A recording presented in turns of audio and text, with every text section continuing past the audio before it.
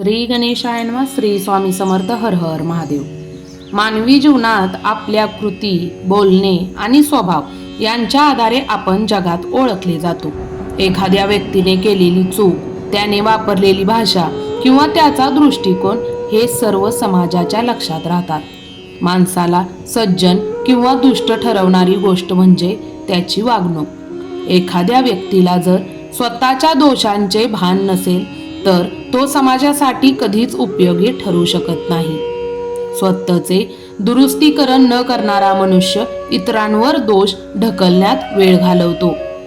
काही लोकांना स्वतःबद्दल अत्याधिक अभिमान असतो.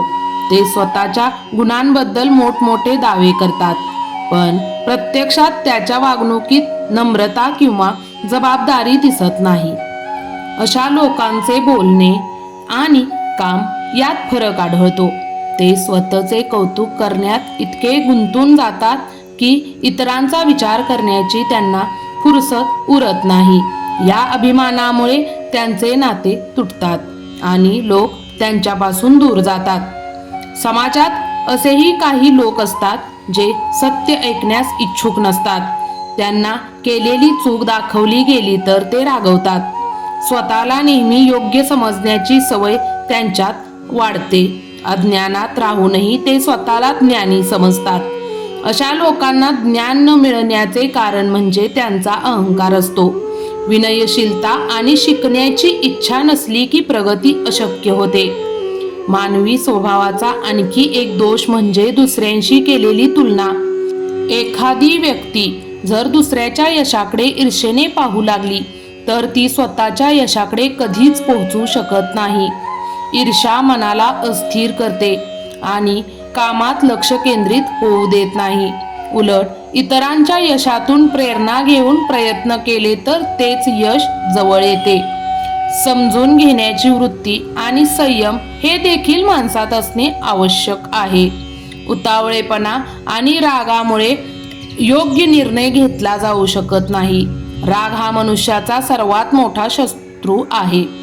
रागात माणूस चुकीची वाणी बोलतो, चुकीचे निर्णय घेतो आणि नंतर पश्चाताप करतो. म्हणूनच शांत, संयमी आणि विचारपूर्वक वागणारा व्यक्ती समाजात आदर मिळवतो. जीवनात चांगल्या विचारांचे महत्त्व अत्यंत मोठे आहे. सकारात्मक मनोवृत्ती, प्रामाणिकपणा आणि नम्रता यामुळे व्यक्तिमत्व उजळते. एखाद्याला पुढे जायचे असल्यास त्याने स्वतःला सतत सुधारणे आवश्यक आहे. दोष स्वीकारणे आणि त्यावर काम करणे हीच खरी प्रगतीची गुरुकिल्ली आहे. स्वतःचा विकास करणारा व्यक्तीच समाजालाही काहीतरी देऊ शकतो. अशा प्रकारे मानवी जीवनात वर्तन, भाषा, स्वभाव आणि विचार या सर्वांचा एकत्र परिणाम होतो. मनुष्याने स्वतःचा विकास करायचा असेल तर त्याने अहंकार सोडून विनम्रता स्वीकारली पाहिजे. ईर्ष्या, राग आणि आसक्ती यासारख्या नकारात्मक भावनांना दूर ठेवून चांगल्या विचारांचा आणि सद्गुणांचा स्वीकार केल्यास जीवन अधिक सुंदर बनते. आपल्यामुळे दुसऱ्यांना सुख, आदर आणि प्रेम मिळाले तरच आपले अस्तित्व खरे ठरते. तर तुम्हाला हा व्हिडिओ कसा वाटला नक्की कमेंट बॉक्समध्ये कळवा. लवकरच भेटू अशाच एखाद्या व्हिडिओमध्ये. तोवर स्वतःची काळजी घ्या आणि आपल्या घरातल्यांचीही काळजी घ्या.